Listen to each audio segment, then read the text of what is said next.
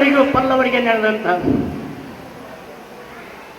ಅಂಚು ಹಾಕಿ ಸಂಚು ಮಾಡಿ ವಂಚನೆಯಿಂದ ನಮ್ಮ ರಾಜ್ಯವನ್ನು ಕಬಳಿಸಿ ಮೆರೆಯುತ್ತಿರುವ ಪಲ್ಲವರ ಶಿವಸ್ಕಂದ ವರ್ಮ, ಯಾವ ಕದಂಬರ ವಂಶ ವೃಕ್ಷವು ನಿನ್ನ ಕ್ರೌರಕ್ಕೆ ತಲೆ ತಗ್ಗಿಸಿ ನಿರ್ನಾಮವಾಯಿತೆಂದು ತಿಳಿದಿರುವೆಯೋ ಆ ವಂಶ ವೃಕ್ಷವಿಂದು ಮತ್ತೆ ಚಿಗುರಿ ತಲೆ ಎತ್ತಿ ನಿಂತಿದೆ.